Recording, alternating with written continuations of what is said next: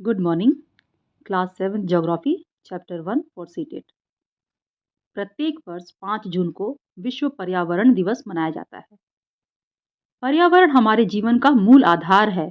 यह हमें सांस लेने के लिए हवा, पीने के लिए पानी, खाने के लिए भोजन एवं रहने के लिए भूमि प्रदान करता है। पर्यावरण के दो घटक हैं, प्राकृतिक पर्यावरण और मानव निर्मित पर्यावरण। प्राकृतिक पर्यावरण के घटक में आते हैं जलमंडल, वायुमंडल, स्थलमंडल और जैवमंडल। मानव निर्मित पर्यावरण के घटक हैं इमारतें, पार्क, पुल, सड़क, उद्योग, स्मारक इत्यादि। प्राकृतिक पर्यावरण के दो रूप, पहला है जैविक यानी कि बायोटिक, यानी कि जो सजीव प्राणियों का संसार होता है, जो लिविंग थिंग्स होते हैं, ठीक है। एग्जाम्पल में है पेड़ पौधे, जानवर इत्यादि। दूसरा होता है अजैविक यानी कि अबायोटिक, जो कि निर्जीव पदार्थों का संसार होता है, ठीक है, जो नॉन लिविंग थिंग्स होते हैं, जैसे कि चट्टान है, जल है, हवा है, ये सभी। भूमि, जल, वायु, पेड़ पौधे एवं जीव जंतु मिलकर प्राकृतिक पर्यावरण बनाते हैं। स्थल मंडल चट्टानों एवं खनिजों से बना होता है एवं मिट्टी की पतली परत से ढका होता है, ठीक है। स्थल मंडल यानी कि लिथोस्फेयर। यह पहाड़, पठार, मैदान, घाटी आदि जैसी विभिन्न स्थलाकृतियों वाला विषम धरातल होता है। विषम का मतलब जो एक समान ना हो, है ना।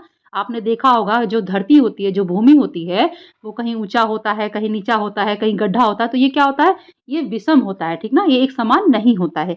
एकदम आपने कभी नहीं देखा हो कि हर जगह की जो भूमि है वो बिल्कुल एक जैसी समान हो, प्लेन हो, ठीक है। अगर एक जैसी होती है तो उसे हम सम कहते हैं, ठीक है, लेकिन ये एक जैसी नहीं है तो इसे हम विषम कहते हैं। चलिए, जलमंडल। जलमंडल के अंतर्गत आते हैं नदी, झील, समुद्र, महासागर आदि, जैसे कि विभिन्न जलाशयों से मिलकर ये सभी क्या होता है, विभिन्न जो जलाशय होते हैं उनसे मिलकर बनता है। यह सभी प्राणियों के लिए आवश्यक है। आप सभी जानते हैं कि जल और वायु किसी भी प्राणी के जीवित रहने के लिए अति आवश्यक है, ठीक है। चलिए आगे बढ़ते हैं। वायुमंडल को पृथ्वी का गुरुत्वाकर्षण बल चारों ओर से थामे रहता है, यानी कि जो ग्रेविटेशनल फोर्स है, ठीक है। यह सूर्य की झुलसाने वाली जो गर्मी होती है और जो हानिकारक किरणें होती हैं उनसे भी हमारी रक्षा करता है।